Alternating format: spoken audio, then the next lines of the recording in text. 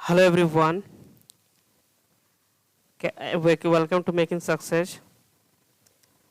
दोस्तों, यहाँ पे हमारी टीम ने एक टारगेट बनाया है। अब आप पूछेंगे क्या? सबसे पहले जो हम लोग सिलेबस है, किसका सिलेबस? बेसिक इलेक्ट्रिकल इंजीनियरिंग या टोटल इलेक्ट्रिकल इंजीनियरिंग, जो आपका ESCTO का पेपर होने वाला है, ठीक है, यूपी मेट्रो। तो हम लोग यहाँ पे टारगेट ये बना के चलेंगे कि जो 15 दिन में जो टोटल थियरी है इलेक्ट्रिकल इंजीनियरिंग को, उसको हम लोग कंप्लीट करेंगे। चाहे आपको एक दिन में 4 वीडियो 5 वीडियो क्यों ना देना पड़े, 5-6 तारीख से बहुत ज़्यादा वीडियो आपको मिलेगी, ठीक है। और आप लोगों को बस पढ़ाई करना है। कमेंट करके जरूर बताइएगा कि सर हाँ कंप्लीट होना चाहिए। और हम इसकी वजह से बेसिक इलेक्ट्रिकल का टोटल पढ़ा दिए, उस पर जितने भी क्वेश्चन आ सकते हैं मेट्रो में या किसी भी एग्जाम में, यूपी RVNL का भी आया है, यूपी PCL JEE का भी है, तो 20-25 दिन में बहुत हो जाएगा यार, जो आप लोगों के लिए सफिशियंट है क्रैक करने के लिए एग्जाम। मेट्रो में तो 50 क्वेश्चन नॉन टेक्निकल है, ठीक है। तो टाइम ना गवाते हुए हम लोग सबसे पहले स्टार्ट करेंगे बेसिक इलेक्ट्रिकल इंजीनियरिंग। क्या पढ़ेंगे? BEE, ठीक है। पढ़ाने का तरीका है जो डिजिटलाइजेशन लेकर आए हैं, कि आप लोगों को अच्छा लगता है कमेंट जरूर करिएगा, ठीक है। इसमें जो सबसे पहला टॉपिक होता है, जैसे बेसिक इलेक्ट्रिकल में ये आपका बेस है, यहीं से आपको ये समझ लिए तो मशीन में, पावर सिस्टम में, मतलब सारे सब्जेक्ट को आप यहाँ से हैंडल कर पाओगे आसानी इस तरीके से, ठीक है। क्वेश्चन भी ज़्यादा आता है यहाँ पे, ओके। तो चलिए स्टार्ट करते हैं। पहला जो टॉपिक है वो है आपका इलेक्ट्रिक करंट। अब इलेक्ट्रिक करंट किसे बोलते हैं? आप लोग बचपन से पता होगा कि I=Q/T। लो भैया, ये हो गया करंट, मतलब यूनिट सेकेंड में जितना आवेश फ्लो हो रहा है उसको हम बोलते हैं क्या? करंट। लेकिन आपको याद कैसे रखना है? देखिए, कितने इलेक्ट्रॉन, जैसे 1 एम्पियर की करंट अगर फ्लो करवानी है तो आपको कितने इलेक्ट्रॉन फ्लो करवाना पड़ेगा, ठीक है। मतलब ये कोई वायर है आपका, ठीक है। इस वायर में से अगर आपको 1 एम्पियर की करंट आपको प्रवाहित करवानी है तो आप कितना करंट, कितना इलेक्ट्रॉन प्रवाह करेंगे, तब जाके 1 एम्पियर प्रवाहित होगी। ऐसा क्वेश्चन आता है एग्जाम में। मैं जो भी पढ़ाऊंगा समझ लीजिए एग्जाम में आना ही आना है, ठीक है ना। तो नंबर ऑफ इलेक्ट्रॉन्स कितने प्रवाहित होते हैं, अगर 1 एम्पियर है तो यहाँ पे आप एक फॉर्मूला आपको पता होगा, Q=NE, ठीक है। नंबर ऑफ इलेक्ट्रॉन्स हमको क्या चाहिए? फाउंड करना है। 1 एम्पियर का करंट प्रवाहित होना चाहिए इस वायर में, ठीक है। तो यहाँ पे यहाँ पे क्या लेंगे हम? Q=1 coulomb, T=1। यहाँ पर रखेंगे 1 coulomb, Q= number of electrons n, और 1.6 इलेक्ट्रॉन का क्या होता है? ये चार्ज होता है 10⁻⁻19, ओके। अब यहाँ से हम जब सॉल्व करके n की वैल्यू निकालते हैं, ठीक है, तो आता है 6.25 10⁻⁻18 क्या? इलेक्ट्रॉन्स। ये इलेक्ट्रॉन संख्या है इलेक्ट्रॉन्स की, ठीक है। तो आपको क्या समझना है यहाँ पे कि अगर पूछता है कि 1 एम्पियर की करंट किसी वायर में प्रवाहित करवानी है तो कितना इलेक्ट्रॉन हम उस वायर से एक डायरेक्शन में फ्लो करवाएंगे, तो नंबर ऑफ इलेक्ट्रॉन कितना हो गया? 6.25 10⁻⁻18। ये एग्जाम में क्वेश्चन डायरेक्टली आता है, ठीक है ना। एक सेकेंड में इतना इलेक्ट्रॉन अगर आप प्रोवाइड करवा देते हो तो 1 एम्पियर की धारा क्या हो जाएगी? हमारी फ्लो हो जाएगी, ठीक है ना। तो यहाँ पे बहुत ज़्यादा पेन लेने की ज़रूरत नहीं है, बस समझते हुए चलिए। इलेक्ट्रिक करंट हो गया। इलेक्ट्रिक करंट की अगर इंग्लिश मीडियम का कोई हो तो यहाँ पे हम ऐसे बोल सकते हैं इंग्लिश में, क्योंकि यहाँ पे हिंदी इंग्लिश दोनों को लेके चलना है। The electric current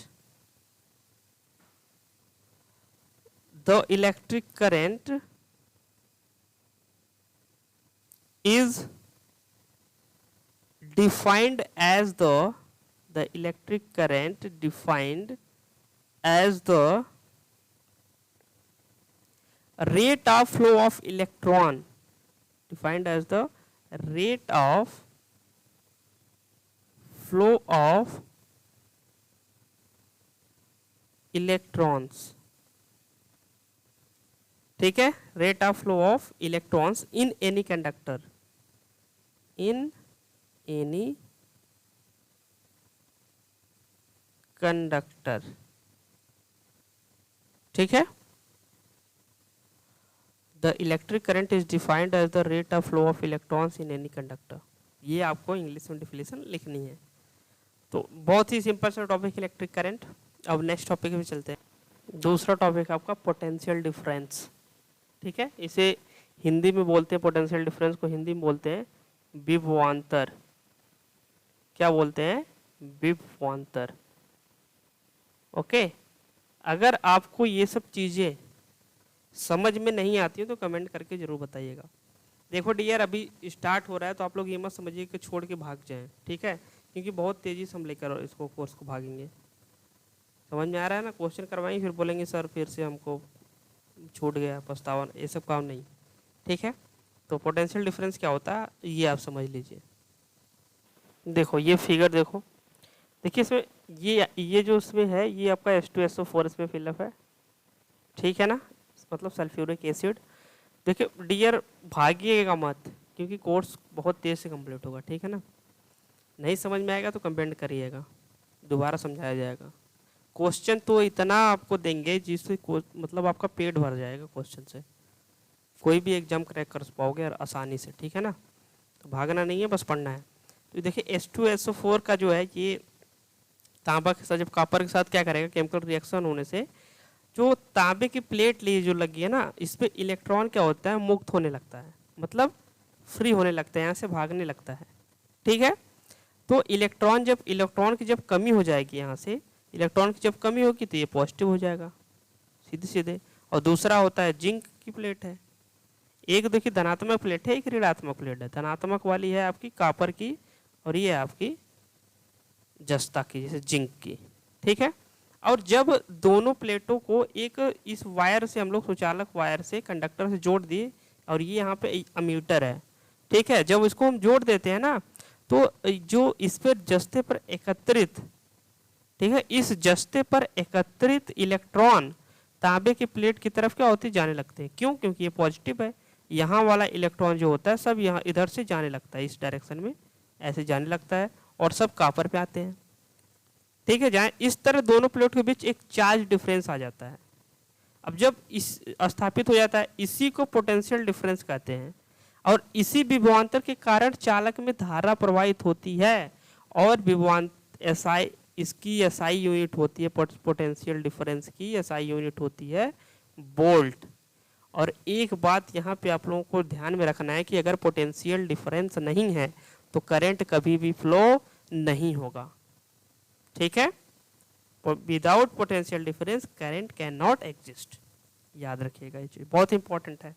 without potential difference current की कोई भी अस्तित्व नहीं होता है, ओके। जैसे एक लेबल होता है, पोटेंशियल डिफरेंस क्या मतलब, देखिए एक लेबल, जैसे ये दो ठो आपका, अब इसमें एक में पानी भरा, यहाँ पे क्या हो गया, होल हो गया, या इसको ऐसे ऐड किया गया है, यहाँ पे भी पानी है, यहाँ पे पानी, यहाँ पे कम है, तो यहाँ से करंट फ्लो होगा, यहाँ से पानी इसमें जाएगा क्योंकि यहाँ ज़्यादा है।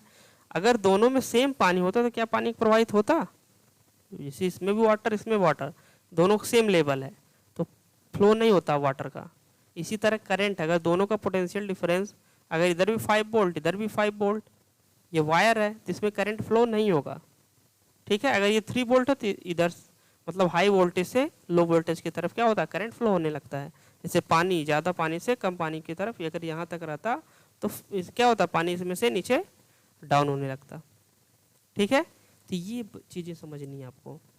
ये हो गया आपका पोटेंशियल डिफरेंस। अब देखिए आपका अगला टॉपिक है इलेक्ट्रिकल रेजिस्टेंस। इसे हम सबसे पहले हम आपको बता दें, इसे R से रिप्रेजेंट करते हैं।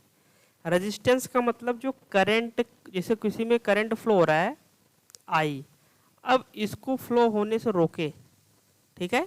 अब यहाँ पे देखिए एक व्यक्ति है, ठीक है, इधर से ये क्या कर रहा है, ये वायर है, अब इधर से धक्का दे रहा है, अब एक इधर छोटा व्यक्ति आ गया, ठीक, इसका नाम है रेजिस्टेंस, और ये है आपका वोल्टेज, ठीक है। अब वोल्टेज पुश कर रहा है इधर, रेजिस्टेंस पुश कर रहा है इधर, और ये बेचारे बीच में क्या है, करंट या इलेक्ट्रॉन ले सकते हो आप, ठीक है ना। अब इधर से धक्का दे रहा है, अब ये रोक रहा है, तो रेजिस्टेंस का मतलब क्या हो गया, विरोध करना, ठीक है ना। क्या करना, रोकना, इलेक्ट्रॉन के फ्लो को रोकना या करंट के फ्लो को रोकना, इस कॉल्ड है इलेक्ट्रिकल रेजिस्टेंस। अब इसका फायदा क्या है, जब दो लोग आपस में क्या हुआ, ये I करंट प्रवाहित होने लगी, ये रेजिस्टेंस इस वोल्टेज क्या हुआ यहाँ पे हैवी पड़ गया, इसलिए यहाँ पे करंट फ्लो हो गई। और एक बात और याद रखना है, बिना रजिस्टेंस के वोल्टेज एग्जिस्ट नहीं करेगा, ठीक है, क्योंकि फार्मूला में आता है I is equal to V by R. Resistance zero है तो भैया करंट तो इनफाइनाइट हो जाएगी, ठीक है ना, तो वायर और जेल को राख हो जाएगा। मतलब रजिस्टेंस भी होना चाहिए करंट के फ्लो करवाने में, ठीक है ना। तो आपको रेजिस्टेंस की कुछ खास बातें बता देते हैं। जैसे आर इक्वल टू, यहाँ पे हम लोग क्या रख दिया, आर इक्वल टू होता है वी अपान में आई, ठीक है, R equal to V upon में आई। अब यहाँ से यूनिट भी निकलती है 1 ओम, 1 ओम, देखिए ओम है, इसको 1 ओम को रिप्रेजेंट किससे करेंगे हम, 1 वोल्ट, 1 वोल्ट पर एम्पियर, ठीक है। इसके बाद 1 मेगा ओम है, मेगा का मतलब आप समझते हो 10⁻6 मेगा हो, गीगा हो, कुछ भी हो, तो आप माइक्रो हो, आप इतना तो लगा ही लोगे, ठीक है। इसके कुछ मूल मात्रक हैं, इलेक्ट्रिकल रेजिस्टेंस की यूनिट्स जो है ये इंपॉर्टेंट है, एग्जाम में पूछा जाता है, कितने लोगों का हवा निकल जाता है, ठीक है, इसलिए हल्के में लेके जो उठते हैं वो अपना जाने। देखिए ओम, पहला यूनिट ओम, फिर आपका जूल प्रति कूलाम प्रति एम्पियर, जूल प्रति कूलाम प्रति एम्पियर, फिर तीसरी यूनिट होती है जूल, फिर ampere second, joule ampere second upon ampere, ठीक है।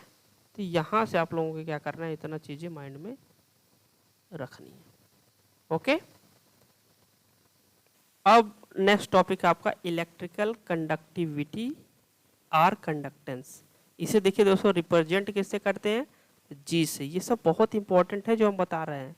जी इज इक्वल टू होता है 1 अपान में आर, कंडक्टेंस, रेजिस्टेंस का उल्टा होता है कंडक्टेंस, ठीक है ना। इसे इसकी यूनिट अगर लिखे हम तो होती है मो, ऊपर थी ओम, नीचे थी मो, मो कैसे बनेगा, ऐसे देखिए ये ऐसे मो।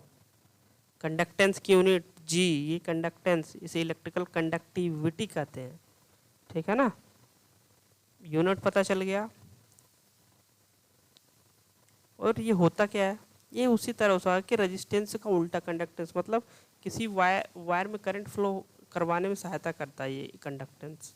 जिस वायर का कंडक्टिविटी जितना ज़्यादा होती है वो उसमें करंट उतना स्मूथली क्या होता है, फ्लो होता है, ठीक है ना। ये आपका हो गया इलेक्ट्रिकल कंडक्टिविटी आर कंडक्टेंस, ठीक।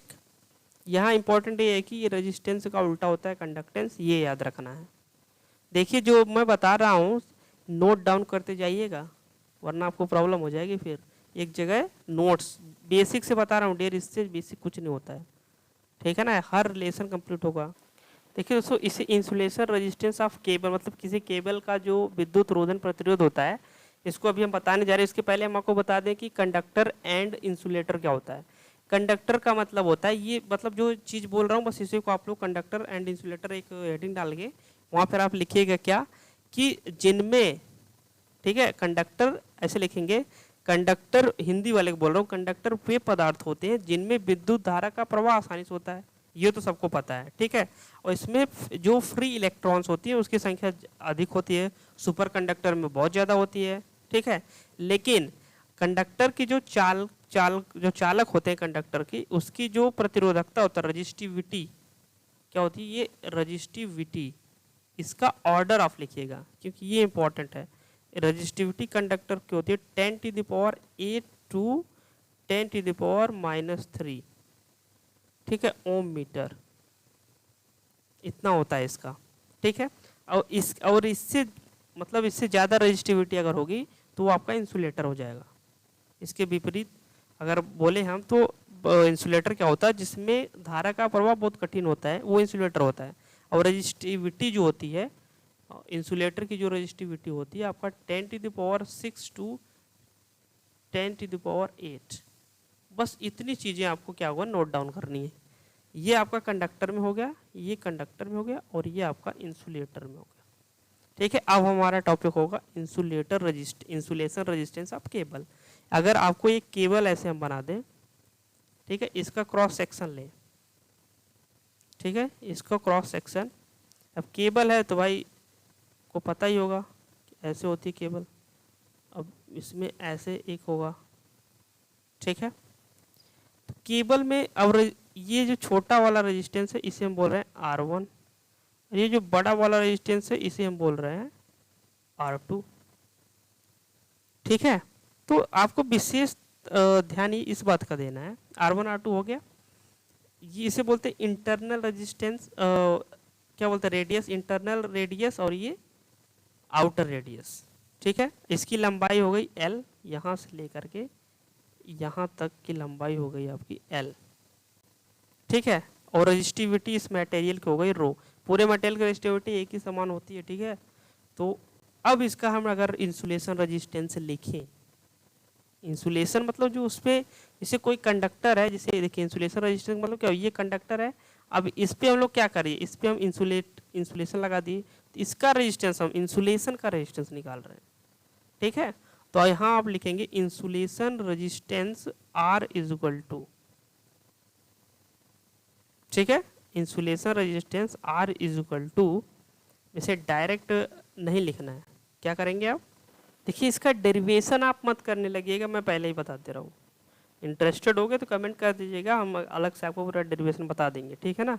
बस आपको यहाँ पे एक फॉर्मूला याद रखना है, रो अपान 2πL, ठीक है, 2π RL होता है लॉग, या ln लिख सकते हो आप, ln R2 अपान में R1, ठीक है। ये फार्मूला आपके लिए इम्पोर्टेंट है, ये देखिए इसमें बहुत ज़्यादा कुछ नहीं याद करना है। ln का मतलब क्या होता है, ln का मतलब होता है log R2 by R1 base ई। आप इंटरमीडिएट में जब मैथमेटिक्स पढ़ते होगे तो उसमें बताया होगा ln और log में डिफरेंस क्या होता है, log में बेस 10 होता है, ln में ई होता है, तो उसे हम ln बोल देते हैं, ठीक है ना। तो ये फार्मूला आपको याद रखना है, ठीक, बहुत इंपॉर्टेंट है। बस ये यहाँ से देखिए क्वेश्चन क्या बोलता है कि अगर आप केबल की लंबाई बढ़ाओगे, अगर आप केबल का लंबाई बढ़ाते हो तो जो इंसुलेशन रेजिस्टेंस की लंबाई की वृद्धि के साथ केबल का जो प्रतिरोध है वो क्या होगा, केबल का विद्युत प्रतिरोध लंबाई की वृद्धि के साथ घटता है, क्योंकि यहाँ पे R inversely proportional to the L, ठीक है, ये याद रखना है आपको। देखो भाई नेक्स्ट टॉपिक है आपका, क्या नेक्स्ट टॉपिक, नेक्स्ट टॉपिक है वॉल्यूम रेजिस्टिविटी। वॉल्यूम रेजिस्टिविटी का मतलब देखिए V मतलब क्या होता है वॉल्यूम, और वॉल्यूम इज इक्वल टू क्या होगा आपका, एरिया इनटू लेंथ, कोई दिक्कत, यूनिट लिखे हो तो मीटर क्यूब या घन मीटर, ठीक है। और R इज इक्वल टू क्या होता है, रो L अपान में A, स्मॉल में लिखो या कैपिटल में कोई डिफरेंस नहीं। अब देखिए यहाँ पे A से मल्टीप्लीकेशन कर दीजिए यहाँ पे, तो L A is equal to क्या हो जाएगा, L A is equal to है यहाँ पे V, तो R इज इक्वल टू हो गया रो V अपान में A स्क्वायर, ये हो गया ओम में, ठीक है ना। अब इसको हम लोग क्या बोलते हैं, वॉल्यूम रेजिस्टेंस, ठीक है। अगर ये तो इतना समझ में आ गया ना, R equal to V by A square, A क्या है यहाँ पे, ए है आपका एरिया,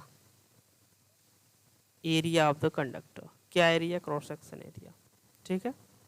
तो यहाँ पे एक आपसे पूछा जा सकता है कि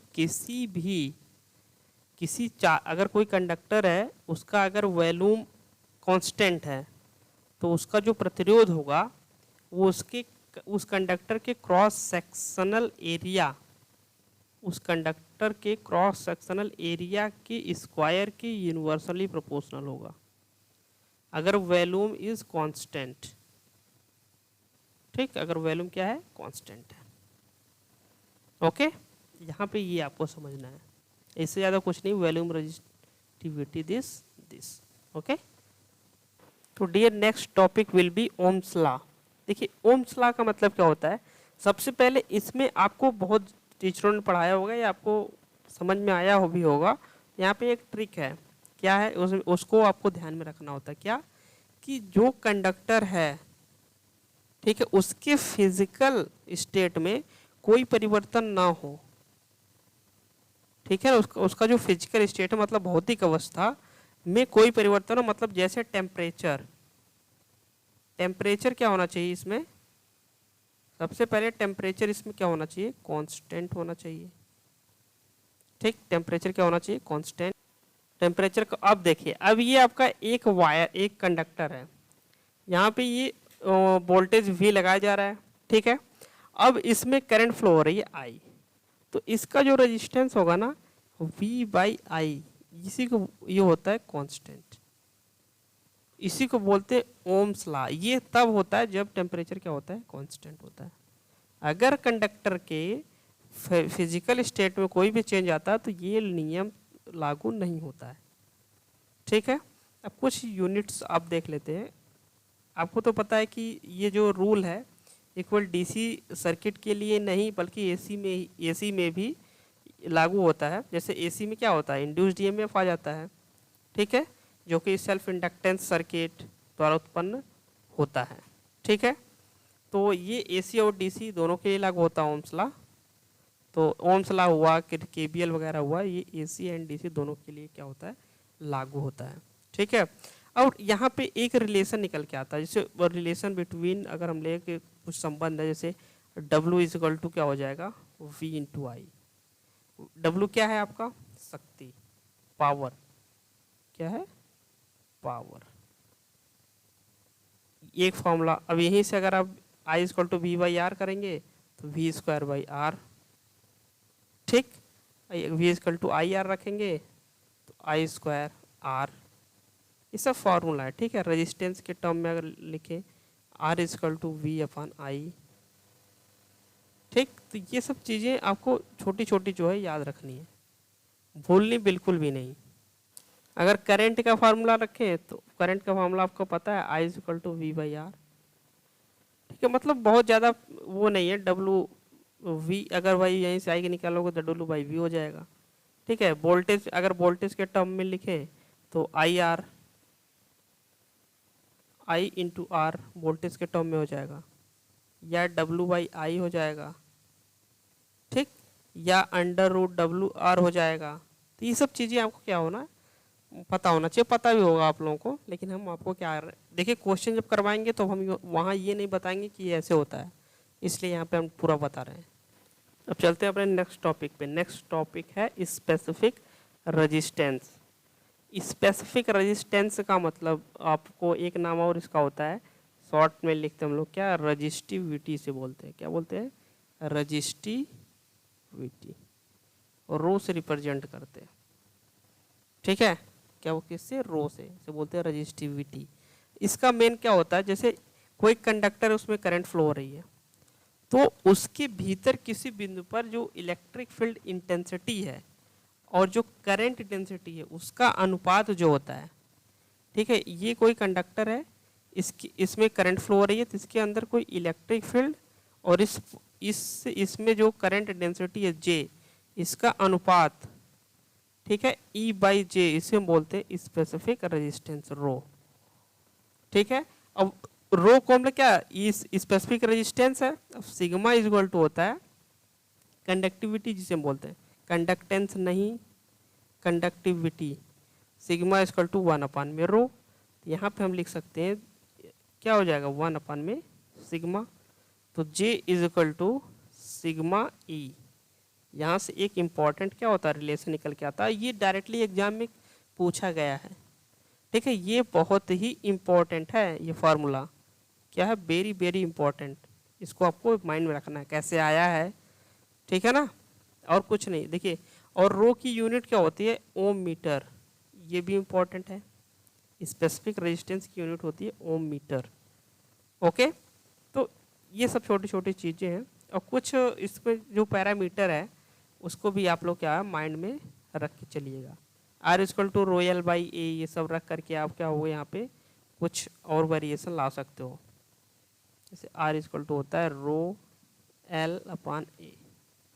इसी में एक रिलेशन निकल के आता है कि अगर कोई वायर, कोई भी वायर अगर लंबा है, ठीक है, और वो पतला है, पतला का मतलब एरिया छोटा होगा और लंबा है, तो रेजिस्टेंस बढ़ेगा, ठीक है ना। अगर वो छोटा है और मोटा है तो रेजिस्टेंस कम होगा, ओके। तो ये आपका क्या हो गया, स्पेसिफिक रेजिस्टेंस, ठीक है, अब आपको हम लेके चलते हैं। हाँ, एक बात और आप लोग ध्यान रखिएगा कि जो रजिस्टिविटी होती है आपकी, मतलब ये जो स्पेसिफिक रेजिस्टेंस है, ये ना तो लेंथ पे डिपेंड करता है ना तो एरिया पे डिपेंड करता है, ये डिपेंड करता है क्या, नेचर ऑफ मेटल। ये धातु की प्रकृति पे डिपेंड करता है। ठीक है, अब आपको नेक्स्ट टॉपिक, विशिष्ट प्रतिरोध के व्युत्क्रम को, जैसे स्पेसिफिक कंडक्टिविटी है ना, तो 1/ρ, मतलब जो इसको विशिष्ट प्रतिरोध बोलते हैं हिंदी में, उसी के उल्टे को हम क्या बोलते हैं, स्पेसिफिक कंडक्टिविटी, इसे बोलते हैं सिग्मा। अभी मैंने बता चुका है इसको। ठीक है, यहीं से एक फार्मूला भी निकाला था, क्या होता है, जे क्या होती है, current density equal to sigma into E. ये फार्मूला आप लोग क्या है, बहुत इंपॉर्टेंट है, ये आपको माइंड में रहना चाहिए। ठीक है, तो इसे हिंदी में अगर लिखा जाए कि धारा घनत्व, क्या लिखा है, धारा घनत्व इज इक्वल टू, ठीक है, विशिष्ट चालकता, ये सिग्मा क्या है, सिग्मा विशिष्ट चालकता है, इनटू इलेक्ट्रिक फील्ड इंटेंसिटी, मतलब विद्युत क्षेत्र।